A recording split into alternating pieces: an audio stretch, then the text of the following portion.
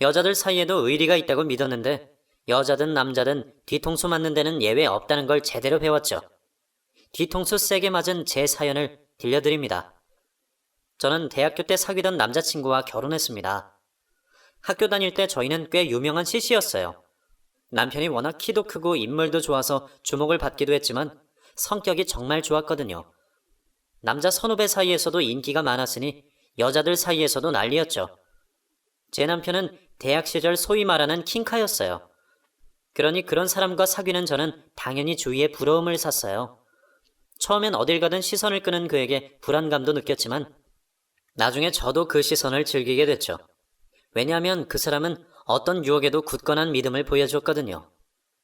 여우 같은 새내기들이 아무것도 모른 척 제 남편에게 접근해도 늘 철통같이 벽을 치고 선을 그을 정도로 일편단심 순정남이었어요. 그렇게 오로지 저만 바라보고 사랑해줬기에 주변의 수많은 유혹에도 안심할 수가 있었죠. 저희는 학교를 졸업하고 만남을 계속 이어갔고 졸업 후 저는 취업 준비를 해서 안정적인 금융회사에 취직을 했고 반면에 그 사람은 프랜차이즈 식당을 운영하게 되었어요. 대학교 졸업 후에 바로 식당 오너가 될 수 있었던 비결은 바로 안정적인 그 사람의 집안 환경 덕분인데요. 엄청난 재벌이나 부잣집 자제는 아니었지만 어렸을 때부터 하고 싶은 건 다 하고 자랐을 정도로 넉넉한 집안 아들이었어요. 그러니 졸업 후 식당을 하고 싶다고 할 때 부모님이 선뜻 사업 자금을 지원해 주셔서 원하는 일을 할 수 있었죠. 이렇게 이야기하면 제 남편을 약간 제멋대로 사는 도련님이라고 오해하실 수도 있는데요.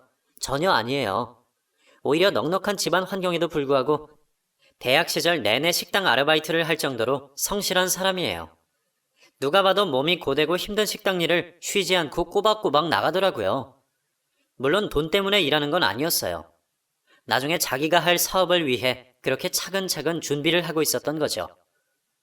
그렇게 대학 시절 내내 부지런하게 앞으로 할 프랜차이즈 식당 준비를 체계적으로 계획하고 들어갔기에 오픈하자마자 소위 말해 대박을 쳤어요.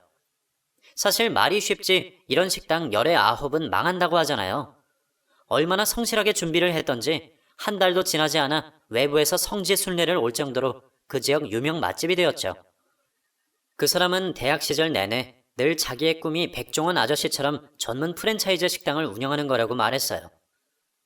나는 회사에 취직할 생각 없어. 꽉 끼는 양복 입고 직장 상사한테 아부하면서 사는 거 딱 질색이야. 그냥 내 장사할 거야. 그러니 대학 졸업반 때 남들 다 이력서 준비한다고 정신없을 때 그 사람은 한없이 느긋했었죠. 뭘 믿고 그러나 걱정됐었는데 다 계획이 있었던 것이었어요. 외모며 성격이며 집안이며 능력이며 뭐 하나 빠지는 거 없이 어쩜 그리 완벽하던지. 그런 사람이 저와 사귀고 게다가 저만 바라봐주니 이건 필시 제가 전생에 뭐라도 한 게 분명하다 싶었어요. 그렇게 식당 하나로 시작된 그의 사업은 1년도 지나지 않아 벌써 식당 2개로 늘어났어요. 자기도 이렇게까지 빨리 2호점을 낼 줄은 몰랐다고 하면서 굉장히 뿌듯해하더라고요. 저 역시도 그 사람이 열심히 일한 결과가 그대로 나오니 너무 기쁘고 축하해 주었어요. 하나씩 확장해 나가는 게 재미있었던지 이때부터 그는 하루 종일 식당 일에만 매달렸어요. 우리 얼굴 언제 봐? 이러다가 진짜 애인 얼굴 까먹겠네. 아, 미안해. 2호점 직원 충원 때문에. 점장 하기로 했던 애가 갑자기 못한다고 해서 다음 주 오픈인데 난감하다. 아무나 쓸 수도 없고. 2호점 오픈 일주일을 앞두고 직원 때문에 골치 아프다는 그 사람을 도와주고 싶었어요. 제 주변에 일할 만한 사람이 없을까 생각하다가 갑자기 한 사람이 떠올랐죠. 자기 내 동기 중에 승희 알지? 내 친구 승희. 걔 패스트푸드점에 오랫동안 매니저로 일했잖아. 승희 알지? 우리 학교 다닐 때 자주 봤던 친구 아니야? 맞아 그 승희. 승희가 얼마 전에 일 그만두고 잠시 쉬고 있다고 했거든. 내가 한번 물어볼까? 걔 매니저로 일한 거 3년차 정도 되지 싶은데 승희가 싹싹해서 이쪽 일 잘하잖아. 꼼꼼해서 점장 업무도 잘할걸? 승희는 대학 때 친한 친구였어요. 오빠와 커플인 저를 부러워하던 여러 명 중에 한 명이었죠. 얼마 전 대학 친구들과 밥 한 끼 하면서 친구들 근황 얘기를 하다가 승희 얘기도 들었던 기억이 나서 얘기를 꺼낸 거였어요. 지금 생각해보면 굳이 제가 나서지 않아도 되는데 왜 이때 오지랖을 부렸는지, 시간을 돌리고 싶다면 이때로 돌아가서 제 입을 막아버리고 싶네요. 사실 제가 승희 이야기를 꺼낸 건 바로 제 친구 미영이 때문이에요. 제가 미영이 덕분에 지금 다니는 회사에 취직할 수 있었거든요. 그래서 이 은혜를 어떻게 갚아야 할까 고민이 많았는데 뭘 도와주고 싶어도 얘가 틈을 안 주더라고요. 워낙 학교 다닐 때부터 공부도 잘하고 자기 일 턱턱 잘해내는 똑순이라 밥 사주는 거 외에는 할 게 없더라고요. 이때 미영이가 제게 해준 말이 있었어요. 굳이 자기한테 잘해주지 않아도 되니까 누군가 어렵거나 도움 줄 일 있으면 다른 사람 도와주라고 하더라고요. 정말 착하죠. 그래서 미영이 때문에 집에서 놀고 있는 승희를 굳이 그 사람에게 소개시켜 준 거예요. 정말 이때는 뭔가 남을 도와주었다는 뿌듯함에 내 자신을 칭찬했었는데 지금 돌이켜보면 인생에서 가장 멍청한 실수를 저지른 셈이죠. 대학 다닐 때 엄청 친했던 친구는 아니었기에 연락처를 모르고 있었는데요. 그래서 다른 친구에게 부탁을 했죠. 민주야, 나 혜인이. 혹시 승희 연락처 좀 알 수 있을까? 나한테 연락처 있어. 근데 갑자기 승희 번호는 왜? 이번에 우리 오빠가 1호점 확장해서 2호점 냈잖아. 근데 당장 다음 주가 2호점 오픈인데 갑자기 점장하려는 사람이 그만두었다고 해서 그래서 승희한테 부탁 좀 해보려고. 승희 패밀리 레스토랑에서 오랫동안 일했잖아. 너도 알지? 그때 자기 일하는데 과 동기들 다 불러서 파티도 몇 번 했잖아. 그래 맞아 기억난다. 그래서 오빠한테 내가 점장으로 추천을 좀 했어. 점장. 왜? 승희 별로야? 그게 아니라 아니다 알았어. 연락처 핸드폰으로 보내줄게. 친구의 반응이 확실히 뭔가 꺼림칙한 게 있어 보였지만 귀찮아서 더 물어보지 않았어요. 그때는 이런 작은 실수가 어떠한 파장을 일으킬 줄 전혀 몰랐죠. 승희를 평소에 나쁘게 생각하지 않았던 건 바로 조용한 성격 때문인데요. 우리 동기들 사이에서도 별로 입에 오르내리는 친구가 아니었기에 그닥 별 문제 없을 거라고 생각했거든요. 그래서 친구에게 받은 연락처로 승희에게 연락을 했고 다행히 승희도 지금 구직을 하는 중이라 흔쾌히 그 사람과 면접을 보겠다고 했습니다. 다음 날 그 사람의 가게에서 우리 셋은 만났어요. 혜인아, 진짜 오랜만이다. 지집애 졸업하고 더 이뻐졌네. 너도 잘 지냈어? 오랜만이지 우리? 진짜 반갑다. 오빠는 너도 알지? 그럼 대학 동창 중에 재우 오빠 모르는 사람도 있니? 오빠 잘 지내셨죠? 오랜만이다 승희야. 서로의 근황에 대해 짧게 얘기하며 인사를 나누고 바로 본론으로 들어갔죠. 친구는 매니저까지는 일해봤어도 점장으로 근무한 적은 없어서 조금은 부담스럽게 느끼는 것 같더라고요. 하지만 한번 열심히 해보고 싶다면서 맡겨만 주면 내 식당처럼 최선을 다해 일하겠다고 그 사람에게 말했어요. 그러니 그 사람도 처음에는 점장 경력도 없는 친구에게 오픈 매장을 맡기는 게 조금은 걱정이 된다고 했지만 나중에는 열의를 갖고 임하는 자세가 마음에 들었는지 승낙을 하더라고요. 게다가 다른 사람도 아닌 제가 소개해준 친구니까 한번 믿어보자며 채용한 거였어요. 저도 친구들 사이에서 성격 좋다고 소문난 친구이니 잘할 거라는 믿음이 있었고요. 이제와 하는 말이지만 사람 함부로 믿는 거, 그거 진짜 조심해야 할 일인 것 같아요. 아무리 잘 아는 사람이라도 변심하는 건 한순간이니까요. 그렇게 친구는 그 사람 가게를 맡아서 일하게 되었어요. 친구는 매니저 경력이 있어서 그런지 생각보다 능숙하게 일을 배워나갔고 그 사람도 점차 친구를 믿게 되었죠. 드디어 2호점을 오픈하고 그날도 성황리에 영업을 마무리할 수 있었어요.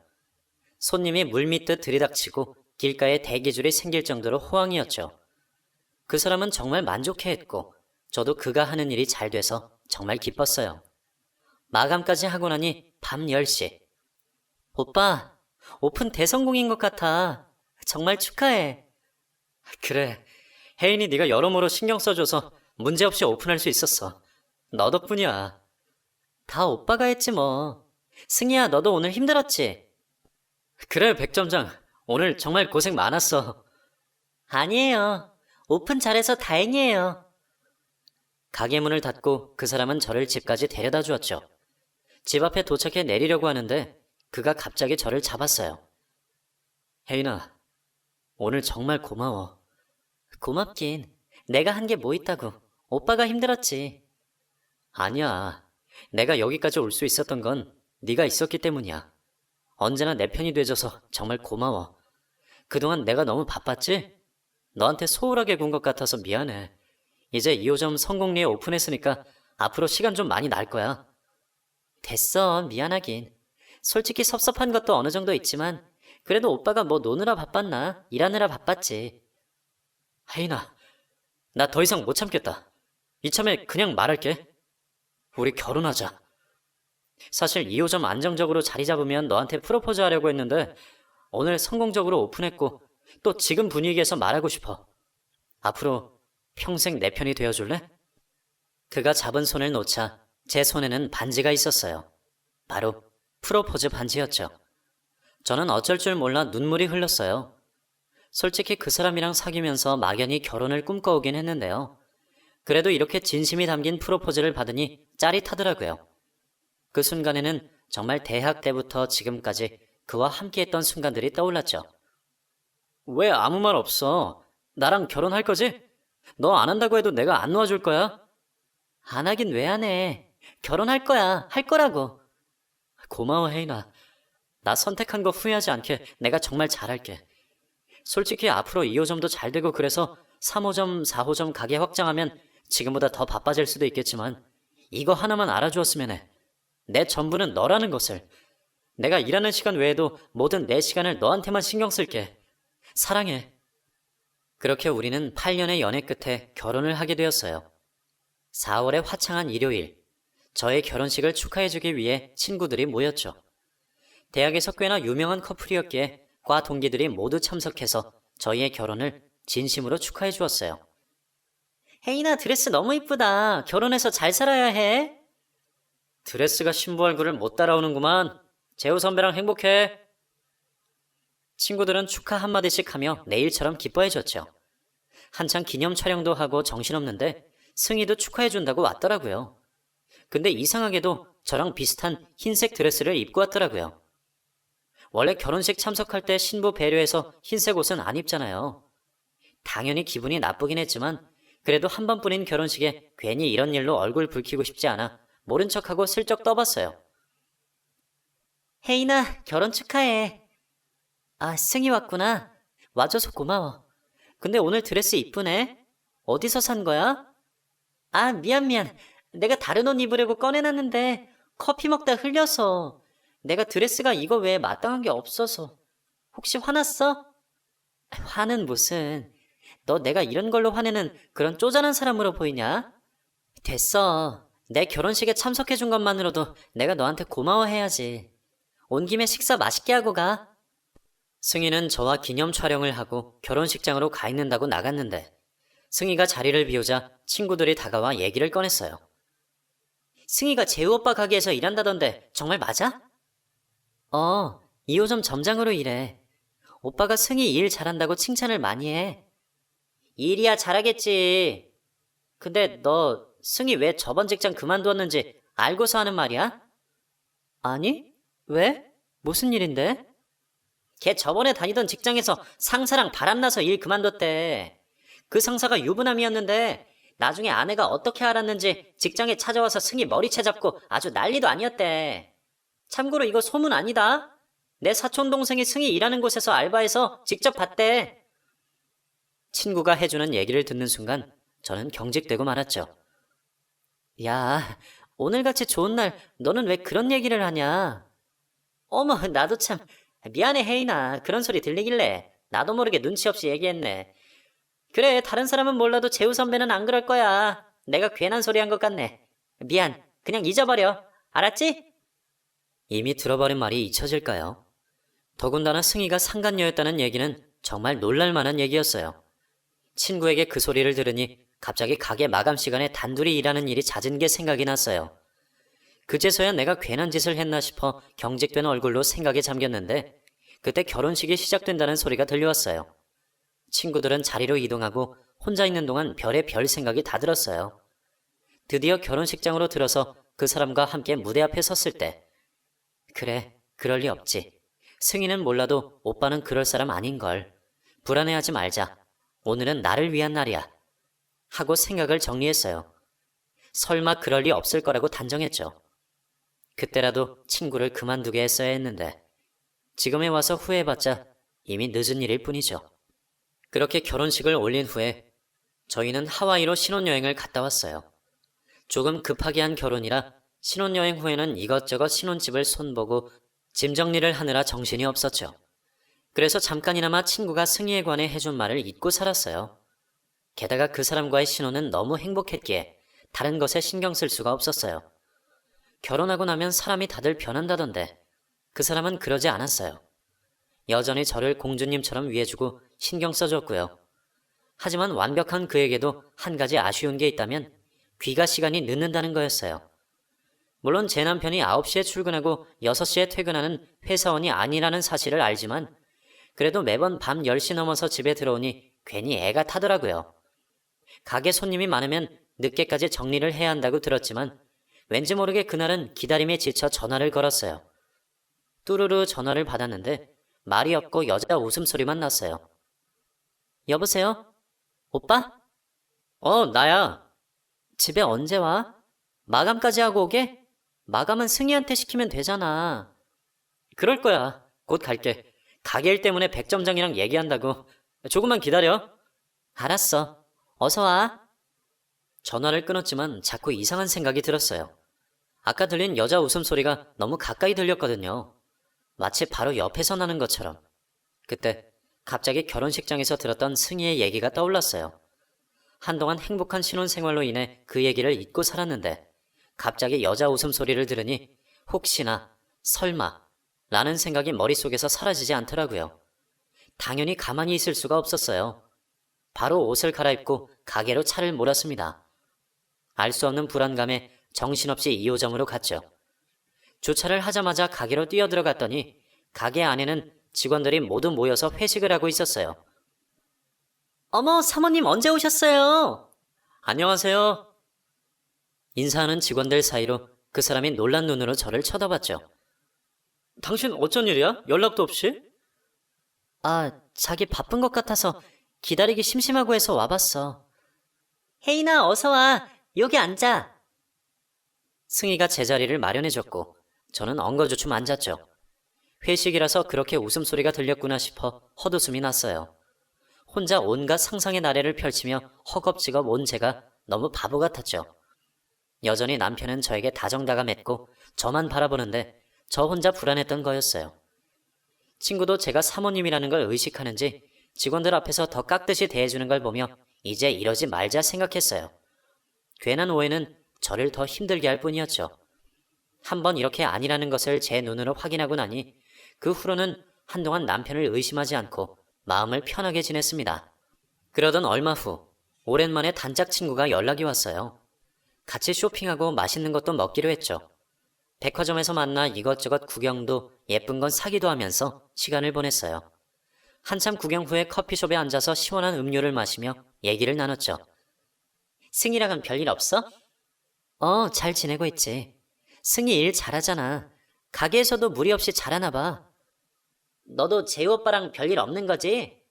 그럼 신혼 깨소금 냄새가 안 나니? 야, 너랑 나랑 친하니까 내가 하는 말인데 아무리 재우 오빠라도 100% 믿지 마. 그리고 혹시나 해서 하는 말인데 승희 걔 생각보다 요물이니 너 조심해. 그게 무슨 소리야? 아니 그냥 들은 게 있어서 그래. 걔가 유부남 꼬셔서 바람나는 게 한두 건이 아니더라고요. 또 그 이야기야? 됐어, 그만 이야기해. 나도 나름 신경 쓰고 몰래 확인해봤는데 절대 아니야, 그런 관계. 그러니 너도 신경 꺼. 그래, 알았다. 난 너 생각해줘서 하는 이야기인데 뭐 싫으면 관두지 뭐. 친구도 들은 얘기가 신경 쓰이는지 계속해서 물어보더라고요. 저는 더 이상 의심하고 싶지 않아 그런 일 없다고 단호하게 얘기해줬죠. 생기지도 않은 일 때문에 불안하게 지내고 싶지 않았기에 더 이상 그쪽으론 아예 생각하지 않기로 맘먹었죠. 그렇게 친구와 저녁을 먹고 헤어져서 이제 슬슬 집으로 가야겠다 싶었어요. 주차장으로 가려는데 남성복 코너가 보였죠. 그냥 지나치려다가 슬며시 가서 구경하는데 남성 커프스 단추가 눈에 띄었어요. 오빠가 하면 어울리겠는데? 하나 살까? 푸른색 장식이 있는 단추가 눈길을 끌었고 그 사람이랑 어울릴 것 같아서 하나 샀죠. 그렇게 백화점을 나서서 집으로 가는데 그 사람 선물을 사서 그런지 왠지 그가 보고 싶은 거예요. 집에 있으면 곧 들어오겠지만 가게로 가서 놀래켜주고 싶었죠. 전화를 하고 가야 되나? 오늘은 2호점에서 마감한다고 했는데 그냥 가서 놀래켜줘야겠다. 차를 가게로 방향을 돌려 가는 길에 그를 볼 생각에 기분이 좋았어요. 혼자 콧노래를 부르며 그가 있는 곳을 향해 갔죠. 주차장에 주차를 하고 가게를 살폈어요. 직원들이 다 퇴근을 하고 가게는 미등만 켜진 상태였죠. 출입문을 슬쩍 밀어보니 열리길래 조용히 안으로 들어갔어요. 사무실이 있는 쪽에 불이 켜져 있어서 그리로 가니 안에 그가 있는지 목소리가 들렸어요. 그리고 친구의 목소리도 들렸죠. 이때까지만 해도 별다른 의심은 안 했어요. 그저 마감이 늦게 끝나 둘이서 일적인 얘기를 하고 있는 줄 알고 있었죠. 그렇게 별 생각 없이 코너를 돌아 들어가니 두 사람이 보였어요. 그리고 저는 걸음을 멈췄어요. 왜냐고요? 제 남편과 친구가 서로 부둥켜 안고 입을 맞추는 적나라한 모습을 그대로 마주쳤거든요. 세상에나. 지금도 그때 생각에 심장이 벌렁입니다. 설마 했는데 내 남편과 내 친구가 바람이 난 거였어요. 그것도 같이 일하는 직장에서요. 저는 망설이지 않고 당장 두 사람에게 달려가 일단 친구의 머리채부터 잡았어요. 내 남편한테 이게 대체 무슨 짓이야? 너 미쳤어? 혜인아 이거 놔! 그야말로 아수라장이었죠.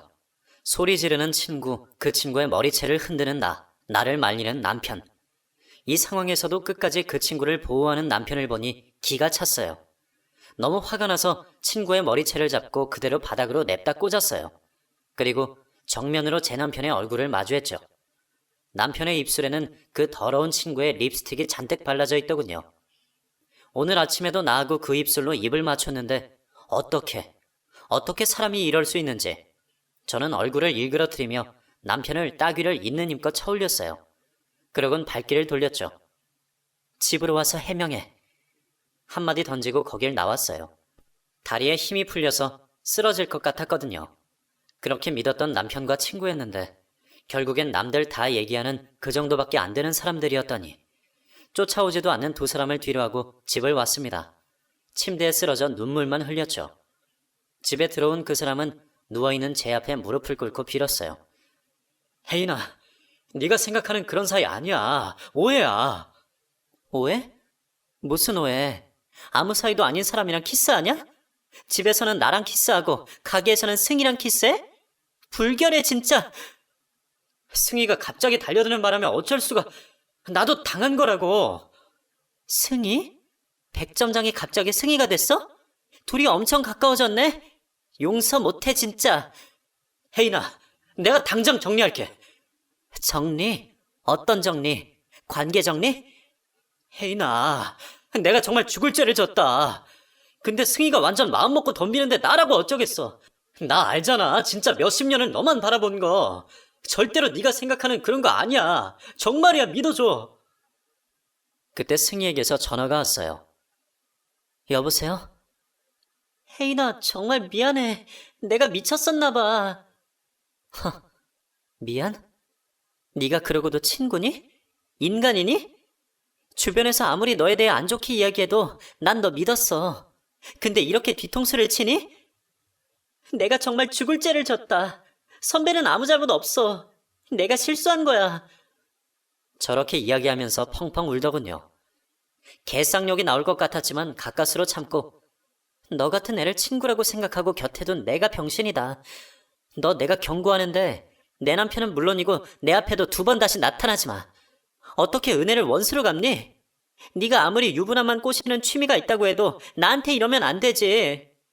됐고 한 번만 더 내 눈에 띄면 그때는 정말 너 내 손에 죽을 수도 있으니까 알아서 처신해. 온갖 욕짓거리와 악담을 퍼붓고 그대로 전화를 끊어버렸습니다. 정말이지 배신감에 손이 덜덜 떨리더군요. 심장도 얼마나 벌렁대던지 쉽게 진정이 되질 않았어요.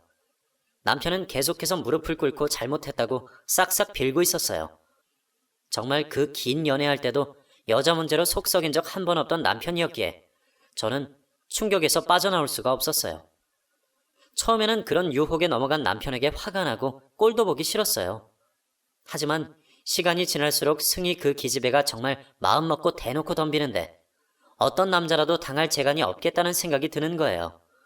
이런 말하기 그렇지만 그 기집애가 얼굴은 그저 그런데 몸매는 조금 글래머러스해서 학교 다닐 때도 은근 인기가 있었거든요. 딱 보니 노골적으로 유혹한 것 같은데 그러니 남편이 넘어갈 만하다는 생각이 들더라고요.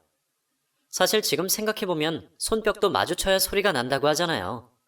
남편도 어느 정도 좋았기 때문에 당연히 쌍방이라고 생각해야 하는데 그때는 뭐랄까 지금의 행복한 결혼 생활을 깨기 싫어서 현실을 외면했던 것 같아요. 결국 친구만 세상에서 가장 나쁜 년이 되고 저는 남편을 용서하기로 했습니다. 그래도 남편의 얼굴을 보니 그 장면이 계속 생각나서 마음이 풀릴 때까지 각방을 쓰자고 했고 남편은 저의 모든 심기를 맞춰주었어요. 다음날 그 친구는 바로 해고를 당했고 남편은 하루에도 몇 번씩 저에게 전화가 와서는 제 컨디션을 살폈죠. 그래도 쉽게 마음이 풀리진 않았어요. 그렇게 한 달이 지났어요. 예정일에 생리가 없다는 사실을 알고 임신 테스트기를 했는데 세상에나 선명한 두 줄이 나왔습니다. 너무나 기다린 아기 소식에 저는 눈물이 났습니다. 하지만 하필 이런 상황에서 알게 되어 기쁨과 동시에 화도 나더라고요.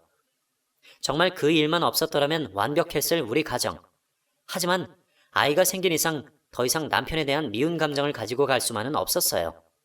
그래, 그년이 덤비는데 별 수 있어? 그냥 교통사고라고 생각하자. 오빠가 그런 사람이 아니라는 건 누구보다 내가 더 잘 아니까. 그렇게 생각하고 남편의 가게로 갔어요. 가게는 바빠 보였고 제가 들어가자 남편은 하던 일을 멈추고 한 걸음에 제가 있는 곳으로 와서는 혜인아, 어쩐 일이야? 말도 없이. 그냥 지나가다가. 밥은 먹었어? 여기 앉아. 하던 것만 마무리하고 같이 퇴근하자. 지금 퇴근을 할 수 있어? 그럼 누가 왔는데. 잠시만 기다려. 다정다감한 남편의 모습에 그래, 오빤 여전히 나밖에 없어 라는 확신이 들더군요. 남편과 함께 차를 타고 집으로 가는 길. 오빠, 나 임신했어. 뭐? 남편은 너무 놀라하며 차를 갓길에 세우고는 혜인아, 임신했어? 정말? 감사합니다. 감사합니다. 혜인아, 너무 고마워. 너무 기쁘다. 남편은 눈물을 흘렸습니다. 정말 이런 상황에서 임신 소식 알리고 싶지 않았는데 다시 한번 오빠랑 잘해보라는 하늘의 뜻이라고 생각할게. 그러니 앞으로 오빠 나한테 더 잘해야 된다. 혜인아, 정말 내가 죽을 죄를 지었다. 아무리 걔가 나를 스토커처럼 쫓아다녔어도 중간에서 내가 쳐내야 하는데 진심으로 미안해. 내가 지금보다 10배, 아니 100배 더 잘할 테니까 걱정하지 마. 너한테 앞으로 이 세상에서 최고의 남편이자 최고의 아빠가 될게.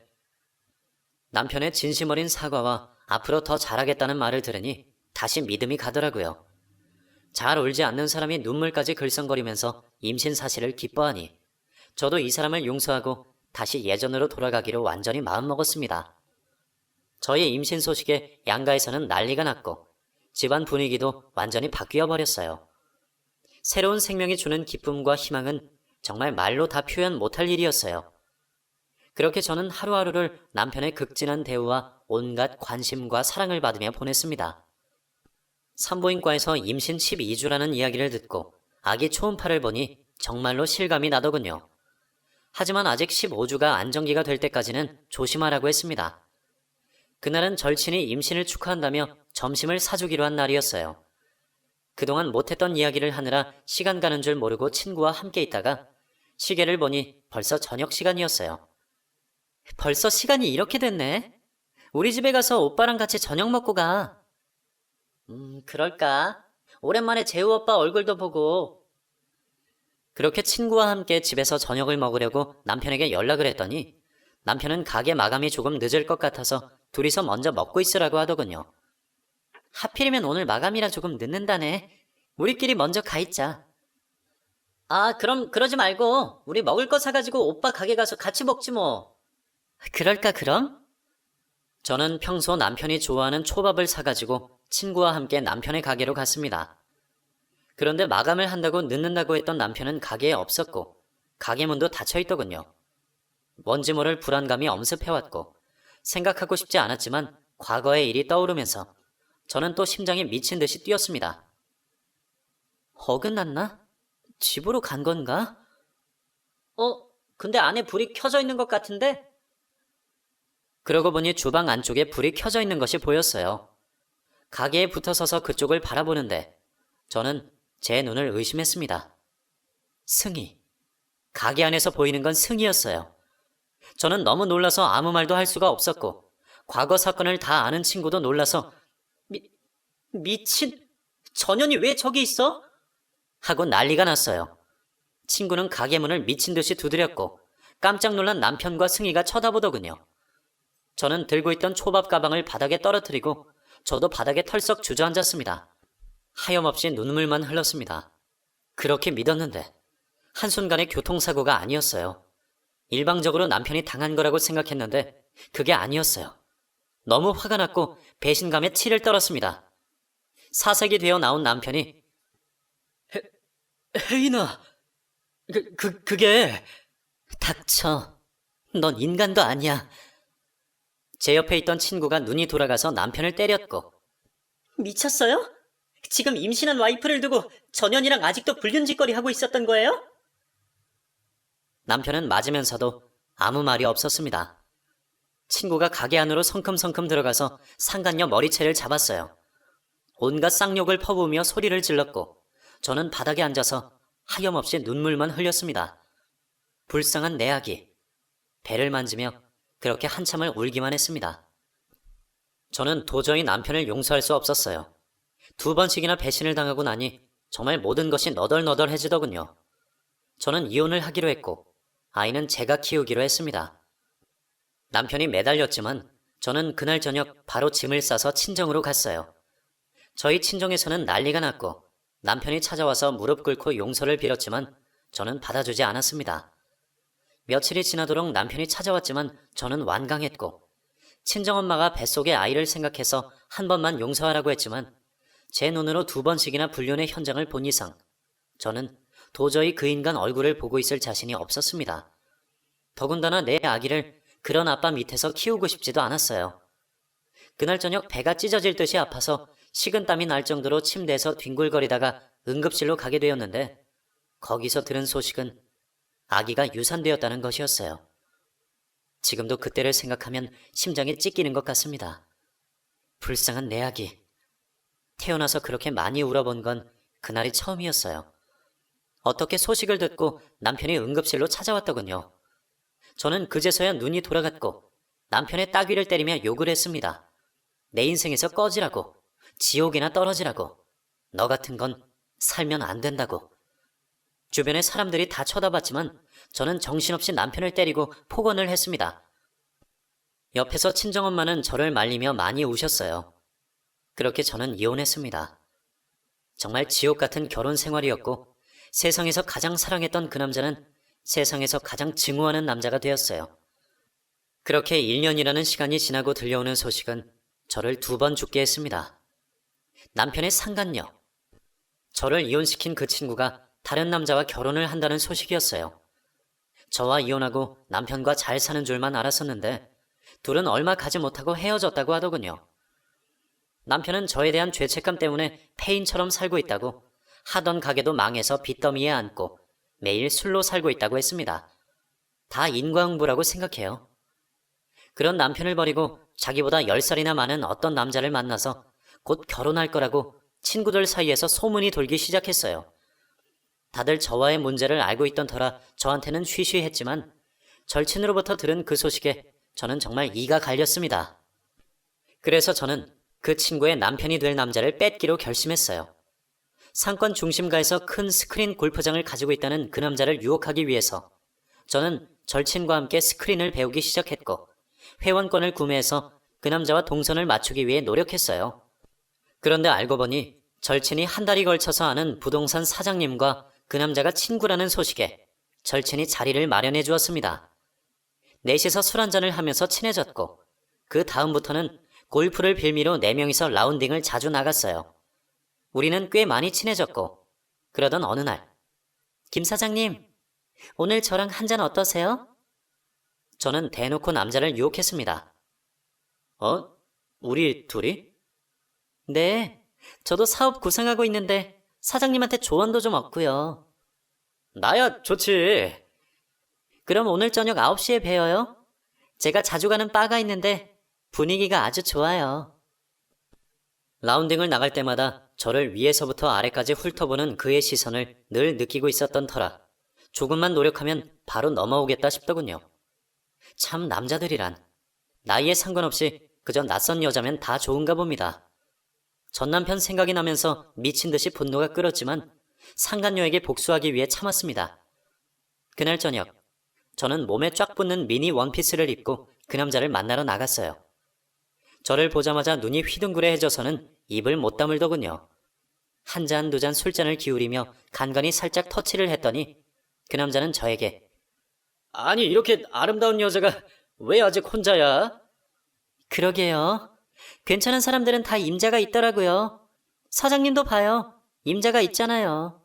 곧 결혼하신다니 좋으시겠어요. 뭐 그냥 모르겠어. 결혼이 맞는 건지. 왜요? 무슨 고민이라도 있으세요? 글쎄, 나이 들어 결혼하는 거니 신중해지는 거겠지.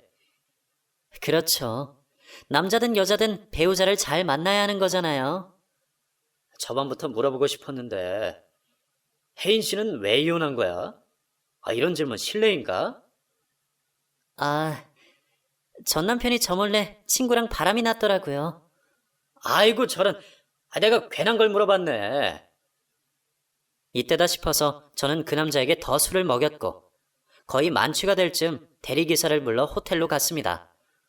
벨보이에게 부탁해서 남자를 침대에 눕혀놓고 저는 사진을 찍었어요. 그리고 상간녀 친구한테로 전송했죠. 바로 전화가 오더군요. 야, 이 미친년아! 너 지금 무슨 짓을 하는 거야? 상간녀는 다짜고짜 저에게 욕을 해대더군요. 왜? 너랑 결혼할 남자가 나랑 같이 호텔에 있으니까 열받니? 너 거기 어디야? 당장 말해! 싫은데? 왜 넌 되고 난 안 되니? 야! 너 정말 미쳤어? 미친 건 내가 아니라 너지. 남의 가정 파탄 내놓고 넌 이제 와서 결혼? 지나가는 개가 없겠다. 너도 한번 당해봐. 제발, 혜인아, 제발 이러지 말자. 그 사람 바꿔줘. 지금 술이 떡이 되어서 자는데? 오늘 나랑 뜨거운 밤을 보내면 내일 어떻게 나올지 궁금하다 얘. 혜인아, 제발. 내가 잘못했어. 내가 정말 잘못했어. 미안해. 제발, 제발 부탁이야. 그만 끊자. 그래도 예정 생각해서 알려준 것뿐이야. 전 전화를 끊고는 전원을 꺼버렸어요. 그 남자의 핸드폰도 꺼두었고요. 물론 그날 아무런 일도 없었어요. 저는 남자에게 김 사장님 너무 취하셔서 호텔에 모셔다 드리고 가요. 내일 일어나시면 연락주세요. 라고 문자를 남기고 그곳을 나왔죠. 다음날 전원을 켜니 상간녀에게서 온갖 문자들이 와 있었습니다.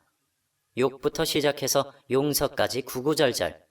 전 그 내용을 다 캡처해서 그 남자에게 보냈어요. 그리고 모든 사실을 이야기했죠. 당신이 결혼하려는 그 여자가 과거 내 남편과 불륜을 한 여자다. 그 덕에 나는 이혼했고 아이까지 유산했다. 당신을 이용한 건 미안하다. 하지만 상간녀에게 복수하고 싶었다. 나를 불쌍히 여기고 용서해주길 바란다. 라고요. 제 사연을 들은 그 남자는 결혼을 하려고 했던 여자의 실체를 알고는 파혼을 했습니다. 그리고 저에게 알려줘서 고맙다고 했어요. 아무것도 모르고 결혼했다면 자기 인생 종칠 뻔했다고요. 그러면서 좀 황당하긴 하지만 저에게 진심으로 고맙다며 그리고 저에 대해 알아가고 싶다고 어처구니 없는 고백을 하더군요. 나원 참. 그마저도 저는 상간녀에게 이야기했죠. 너랑 파혼한 그 남자가 나한테 대쉬하는데 어쩌지? 라고요. 소리를 지르며 울고불고 난리 피우는 상간녀의 모습에 속이 시원해졌습니다. 물론 그렇게 복수를 했다고는 해도 엉망이 된 제 인생이 돌아오는 것은 아니었어요. 여전히 저는 힘들고 괴롭고 그때 일을 생각하면 가슴이 찢어져요. 떠나버린 아이를 생각하며 아직도 악몽을 꿔요. 그건 어디에서도 보상을 받을 수 없는 거잖아요. 어쨌든 그렇게 시원하게 복수를 하고 저는 지금 제주도 한 달 살이를 왔습니다. 제 절친과 함께요.